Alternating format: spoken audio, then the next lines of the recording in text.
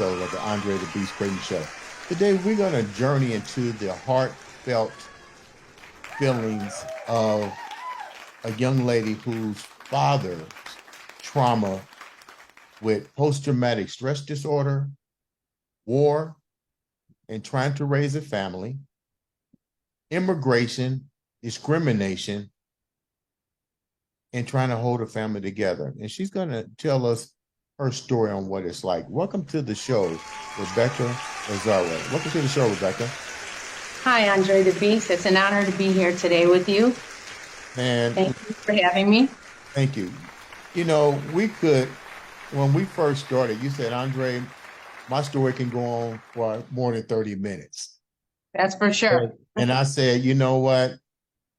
I listened to your story, and every single second and minute of it was indeed worth more than 30 minutes. But since we have 30 minutes and a little bit over, we're going to get into the details of the story, the ones that impacted you the most that still you're dealing with today and how you're trying to overcome that. So without any more delay, let's give the viewers a little bit of who Rebecca is before we get into your story. Okay. I was born in Chicago, Illinois. I was brought up in a neighborhood called Bridgeport. At the time, it was predominantly Italian. I'm Italian. My family's Italian. But this neighborhood we kind of didn't fit in. Everybody there had nice cars, big houses, nice homes, name brand things. I didn't. My mom, she made all our clothes. She made my Halloween costumes, which I thought was really cool until I went to school. Right. Whole different ball game. Yeah. Whole different ball game when you're going to school and not wearing the Air Jordans, the Nikes, and the Louis Vuittons and all that kind of stuff. No. I had none of that. I didn't have anything that was name brand. There wasn't even a label on my clothes. It was just my mom's stuff, so I thought it was cool until I started school, and I thought it was great until I got made fun of, and I'm like, what's wrong? This is great. My mom, because my mom, she can sew really good.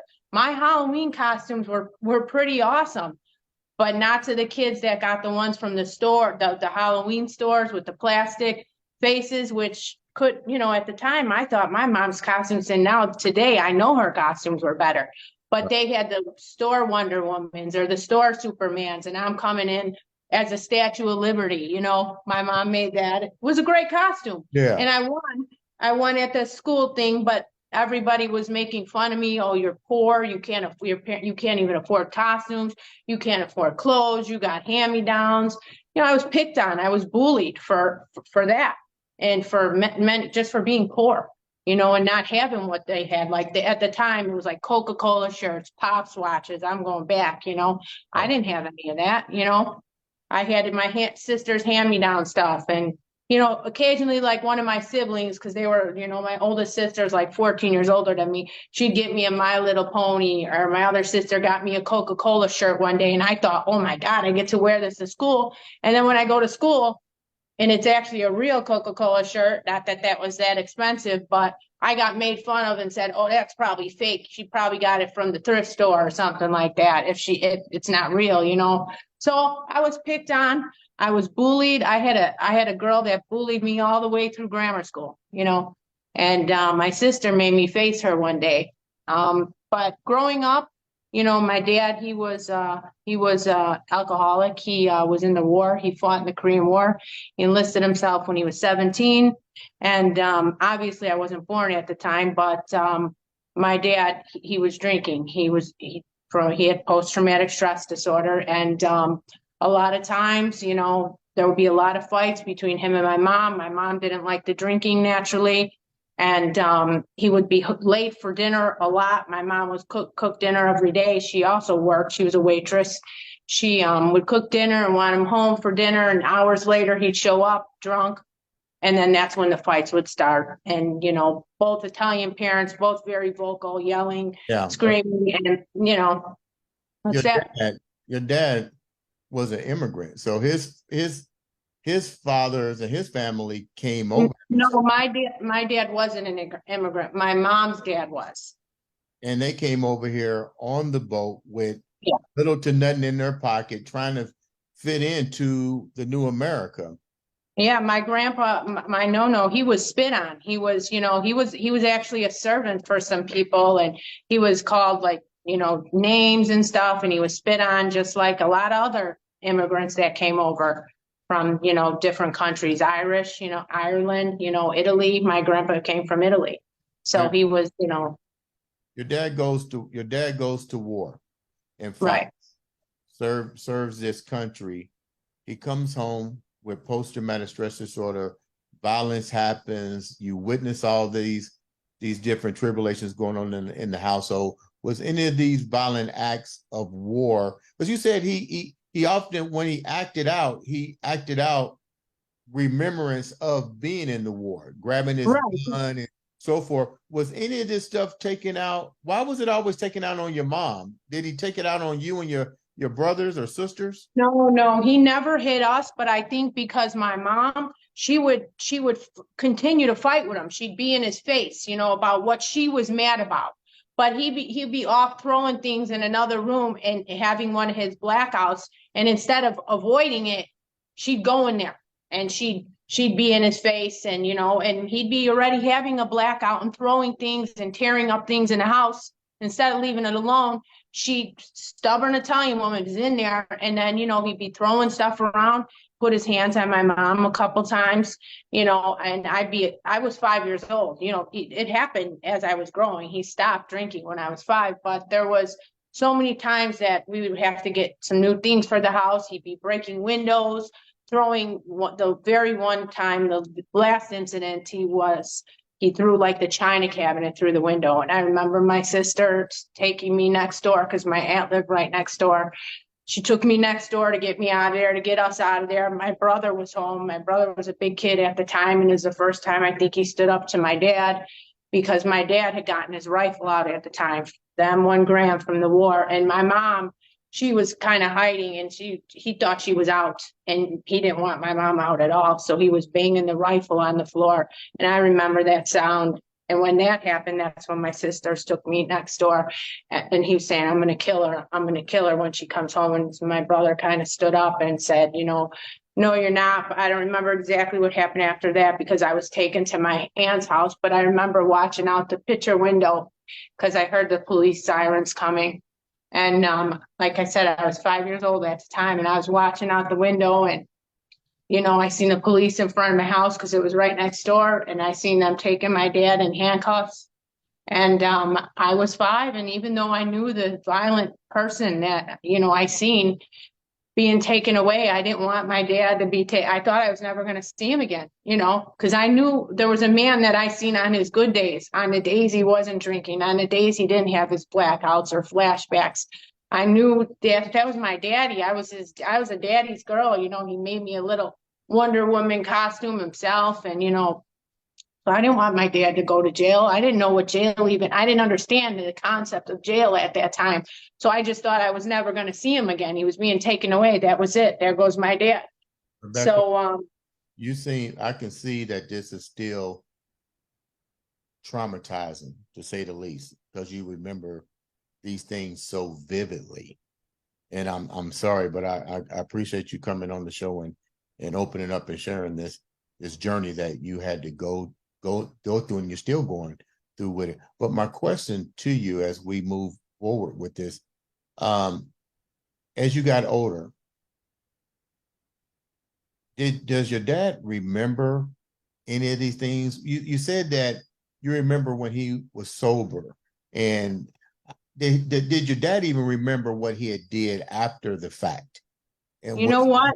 After he put himself in AA, the day he put himself in AA, he never turned around again. He never touched a drink again. When my dad passed, he had like 35 years, I want to say, sober.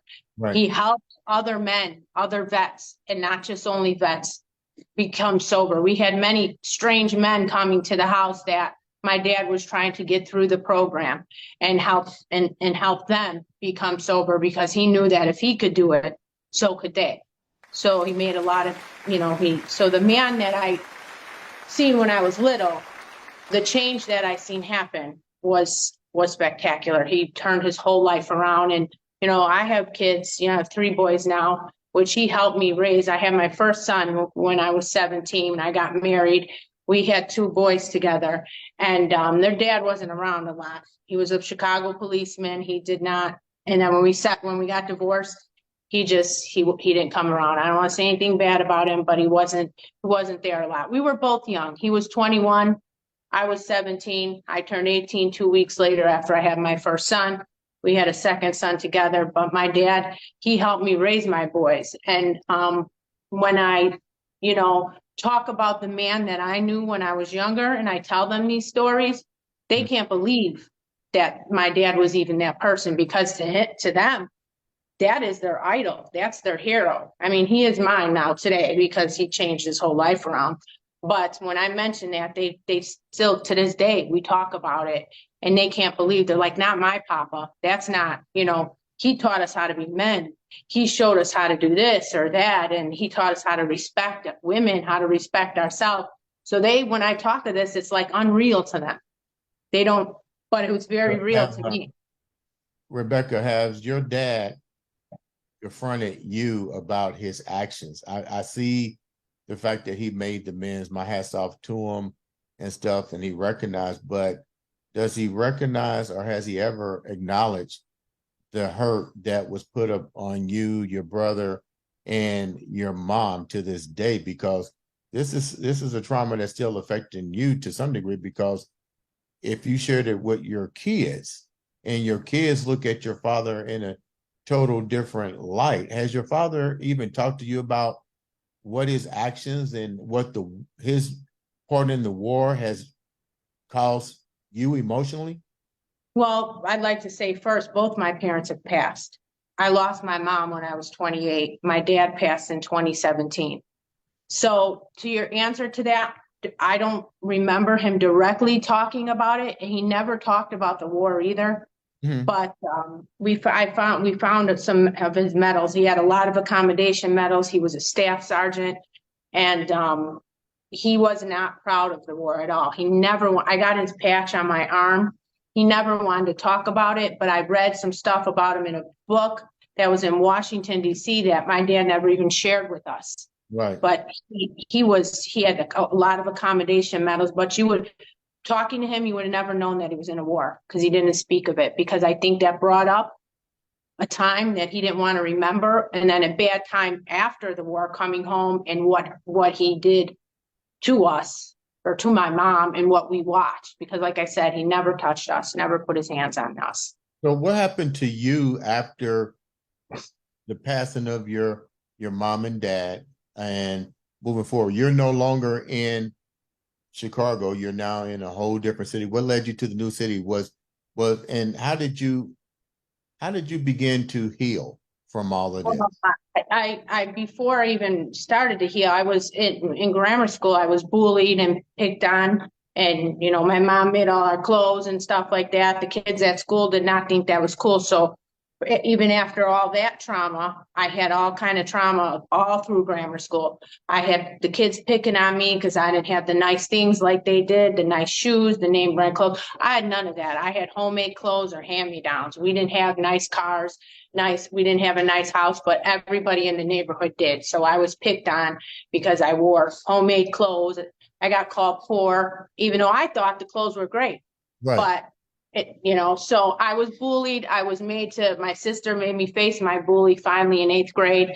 And then I kind of, she never messed with me again. I kind of handled that situation. So kind of gave me a sense of, okay, I'm strong, I can get through this. And then I started working at about 15, had a couple jobs. Then I finally landed a career where I was at for like 19 years, I want to say. But during that time, I kind of had a mental breakdown. I don't know if it was from stuff that I repressed from my childhood, from the trauma with my dad, or the bullying all my life that I went through from 8th grade that I didn't tell anybody about in my family, like my siblings or my parents. They had no idea until my sister made me go face her. So when I was about 2013 through 2017, I had a mental breakdown. I was in and out of the hospital, away from my kids long, One time I was a 90-day stay in treatment. And, but what led me to that stay is, I had been trying so many different medications and therapy, and nothing was working for me. We're talking 3 years of debilitating anxiety and depression that just it was relentless. It wouldn't stop. I mean, nothing was working for me. I thought I was a hopeless case. I'm gonna ask you a question real quick. I didn't mean to cut you off. Ask you a question. You got into a stress center, rehab type center. Did you admit yourself in there, or you had the breakdown? Was that the point that did you seek that kind of treatment for yourself?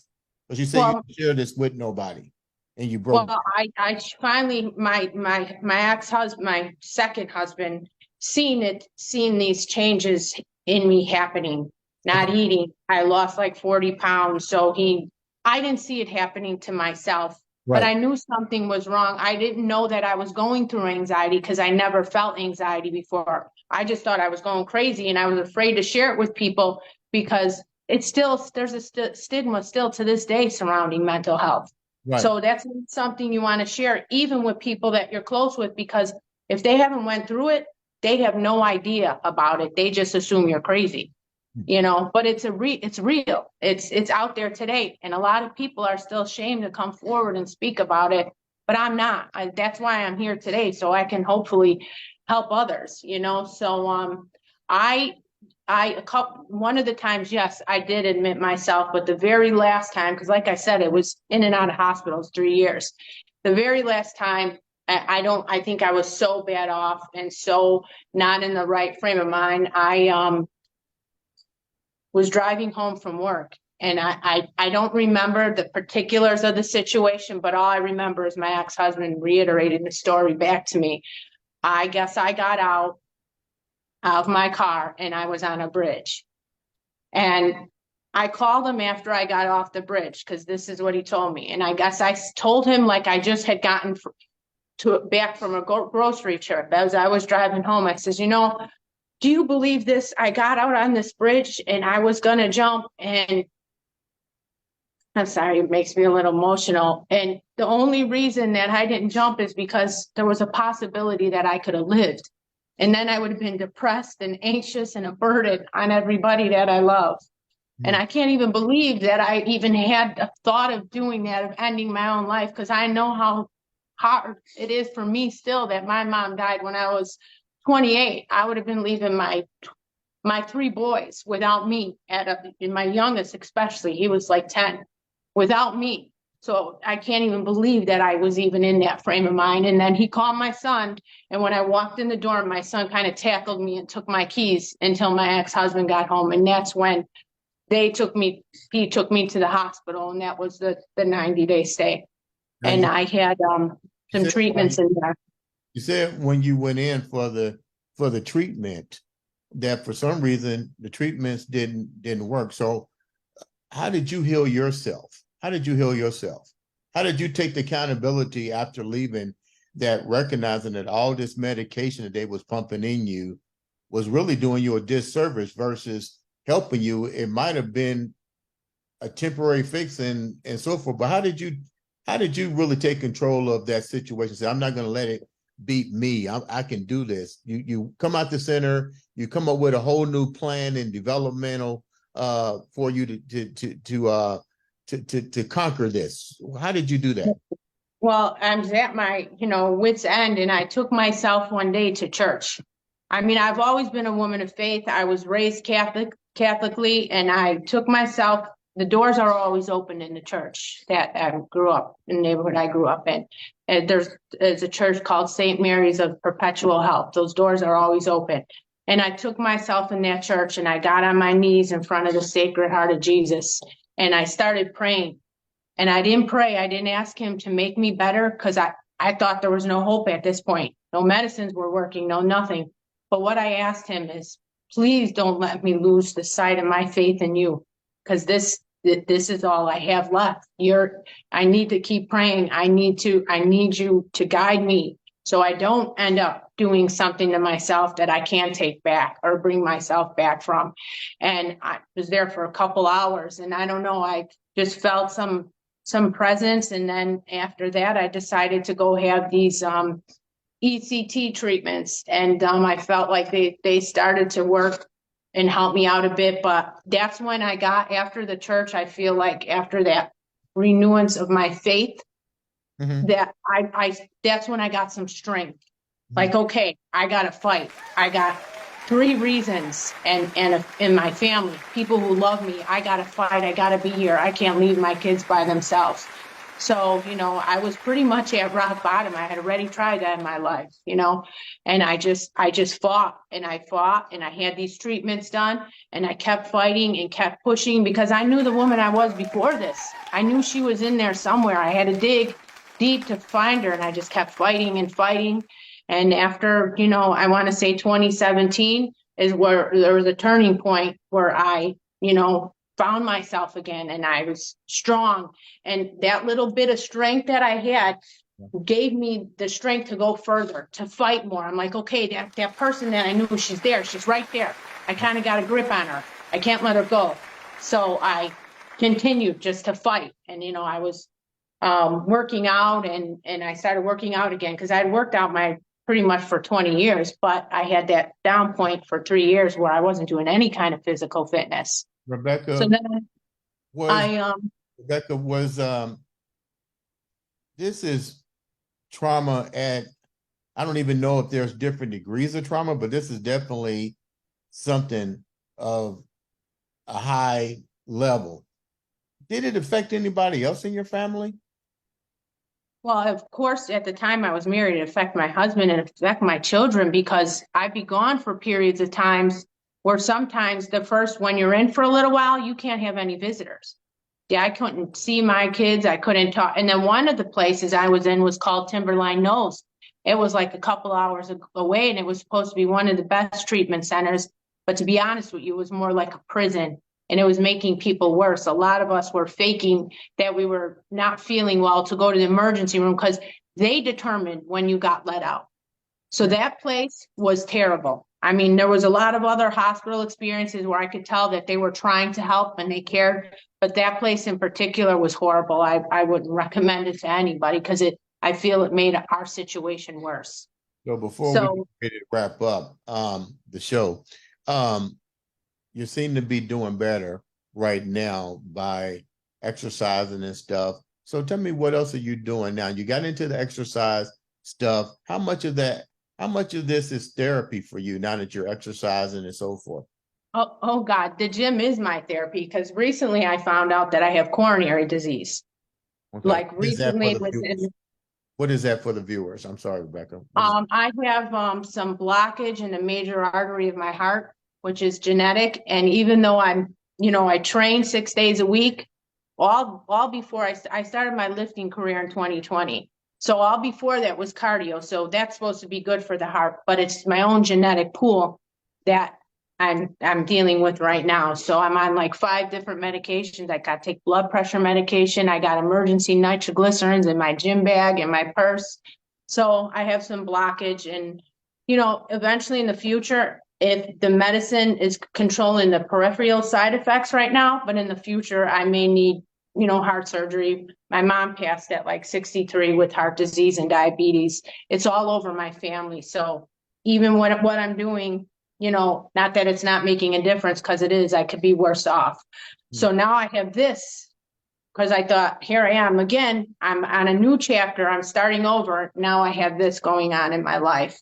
And I'm waiting on results for my white blood cell count is it's critically low, and the doctor's thinking I have some autoimmune disease. So with all that being said, it's like, okay, another brick thrown at me, but I'm going to fight no matter what it is, because that's all I know. All I know is picking myself up from the ground. I mean, everything from my life, from being young, from grammar school, everything has been a fight. And this fight is not going to be any different. I'm not going to let it. I'm not going to change the way I'm living. I'm going to keep going to the gym. I think I lift the weights at the gym, but the weights, they lift me. That's my form of therapy. I don't drink. I don't smoke. I don't do anything. I live a clean, healthy lifestyle. And every time I go in the gym and push a weight up, I feel better. Those demons get shut out. those repressed memories, they get shut down. I can spend 5 hours in the gym. I don't know if that's healthy or an obsession, Hey, I'm but not giving no advice on that part. you know all about that. So the gym is my therapy. Some people go to the bar, they drink, and I'm not saying I got friends who do that, but that's not for me. That when I do that, the anger comes out. A different person comes out. So the gym, that's where I get release all my demons and deal with my traumas and everything that I still have to face going forward. The fight that I might have to still, when I find out these results, I don't know what they could be, what kind. There's all kind of different autoimmune diseases. Right. I don't know what it is, but I know I lost 30 pounds in the last 3 months unintentionally. And for a bodybuilder, that's not what we want. Right, right. I'm not in lean out season. I was kind of trying to bulk up a little bit, but so I know something's going on, and whatever it is, I'm going to fight it. I don't, it's not going to take away this heart. I'm going to give it everything I got. You have your children of your own. Before we wrap up, you have children of your own. They see Yeah. your struggles. They see Yeah. you at your lowest. What do you talk to your children about now?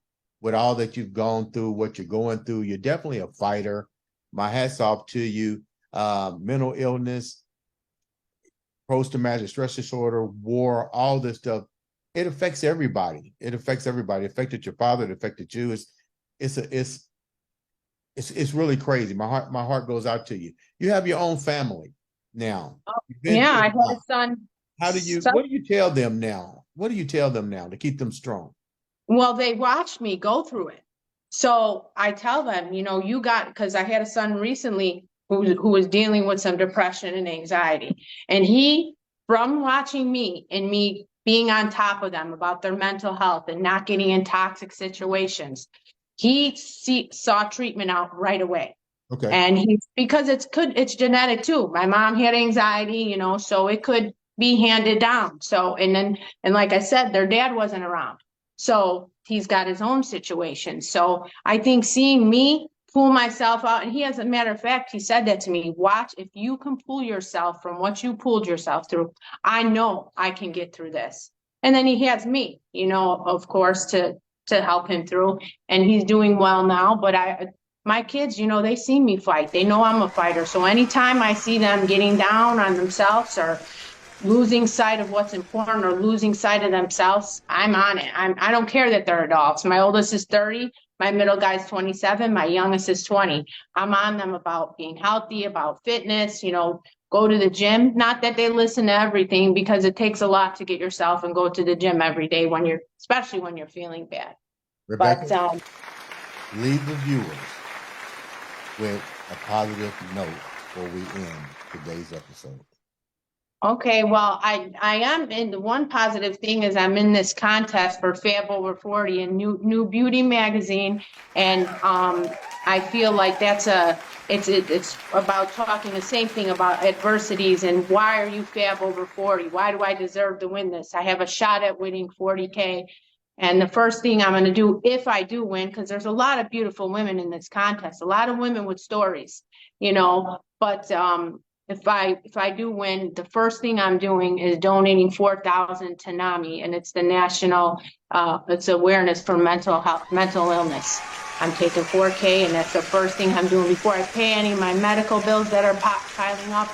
I'm going to send that to NAMI, because a lot of people are suffering, and I want people to know that they're not alone. And people care. I care, and I'm here to help people. Like you see this video, you want to find my name, you want to talk. I want to talk to you. I want to help you. You're not alone. I will talk to you. I will take time and I will talk to you, because I've been through it. I've been there. I know how scary it is, and I know how hard it is to pull yourself out of that rabbit hole, and how easy it is to go back down that rabbit hole. So if any viewers watching today, you'll see my name. I got TikTok. I got Facebook. Hit me up. I'll be happy to help you. I'll be happy to talk to you. What's your name? What's your social media profile so the viewers can reach out to you if they want to? Okay, my Facebook is Rebecca Lazzaro. I don't know if that'll be attached to your to the thing here. And my TikTok is R Laz, Lazz, so double Z, fitness 31. That's my TikTok handle. Leave the viewers with something positive before we leave. Okay, guys, that no matter what it is that you're going through or that you're feeling today, you can fight it. I don't care how bad it might seem. You're rock bottom. I've been there. Look at today. I don't have the best of things, but you can fight. You can get yourself through anything. You just got to fight. You got to pick yourself up and know that there's another day. There's tomorrow. It's not always going to be grim. There is light at the end of that tunnel. I promise you that. I mean, I was ready to end my life, and here I am today telling you that you can fight. There's fight. You have to have faith. You have to believe. You got to believe in yourself. There's a person that was in there before the person that you're feeling that you are today. That little girl or that teenager that you know that you were before those hard times came. Remember that person. Dig that person out. And fight for that person, fight for that little girl, fight for that little boy that you were, that person that you know that's in there. Because if I can fight and I can pick myself up 3 times, anybody can. Ladies and gentlemen, this has been Rebecca Lazzaro on the Andre The Beast Crayton